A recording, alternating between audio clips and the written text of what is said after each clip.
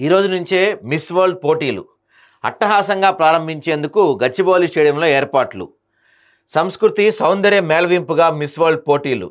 తెలంగాణ రాష్ట్ర గీతం ఆలాపనతో పోటీలు ప్రారంభం.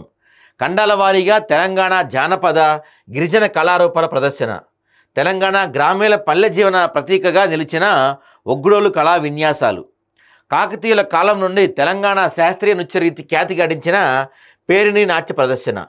సీఎం రేవంత్ రెడ్డి ఆలోచనలకు అనుగుణంగా మిస్ వరల్డ్ ఈవెంట్లో సాంస్కృతిక కార్యక్రమాలు. సో ఈ రోజు నుంచి మనకి ఇక్కడ మిస్ వరల్డ్ పోటీలు జరగబోతున్నాయి.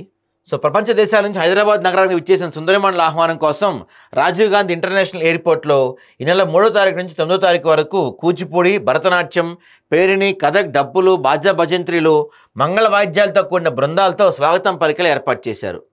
24 గంటల పాటు అందుబాటులో ఉండి ఈ కళాకారుల ఎయిర్పోర్ట్లో ప్రపంచ సుందరి పోటీలకు విచ్చేస్తున్న సుందరిమణులకు స్వాగతం పలకడం జరిగింది.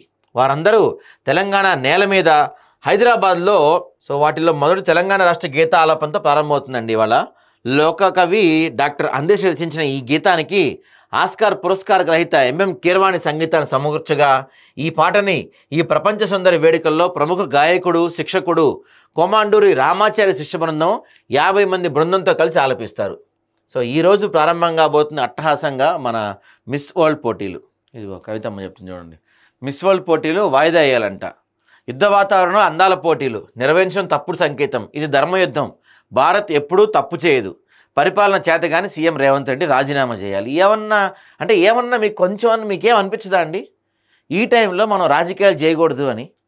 అమ్మ కవితమ్మ, అది వాయిదా వేయటానికి మీ ఇంటి ప్రోగ్రామో మా ఇంటి ప్రోగ్రామో కాదు. 125 దేశాల ప్రతినిధులు పాల్గొంటున్న ఒక ప్రోగ్రాం. ఇప్పుడు వాళ్ళందరినీ మా దేశంలో పరిస్థితులు బాగాలేదు, మీరు మీ దేశాలకు వెళ్ళిపోండి అంటే మన చేతగానితనం చెప్పుకున్నట్టే. ఆ మాత్రం సోయలేదా కవితమ్మ నీకు? ఆ మాత్రం తెలివితేటలేవా? ఆ మాత్రం ఇంకితం లేదా నీకు? మరి ఇక్కడ పాల్గొన్న అందరూ మేకప్ వేసుకొని వచ్చారు. మళ్ళీ అంటే ఫీల్ అవుతారు. కానీ మరి దేశం గురించి అంత ఇష్టంలో అందరూ మేకప్ వేసుకొని వచ్చారు ప్రతి వాళ్ళు.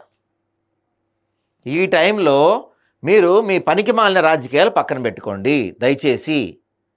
ఎంత చేతగానితనం మన దద్దమ్మలు మనం ఒప్పుకున్నట్టు అవుతుంది తెలుసా? ఇక్కడ మేము నిర్వహించడం ఇప్పుడు మిస్ వరల్డ్ పోటీలు, పాకిస్తాన్ మా పైన బాంబులు వేస్తున్నాడు, మేము భయపడిపోతున్నాం, మీరు వెళ్ళిపోండి మీ దేశాలకి అని చెప్పి మనల్ని పంపించేయటం అంతకు మించిన పనికి మాలిన చర్య ఇంకోటి ఉండదు. నువ్వు సీనియర్ పొలిటీషియన్వి, మీ నాయన 90,000 పుస్తకాలు చదివిన తోపు, నువ్వేందమ్మా నీకు కనీసం ఈ మాత్రం ఇంగితం లేదా? ఇంత సోయలేదా నీకు కవితమ్మ నీకు?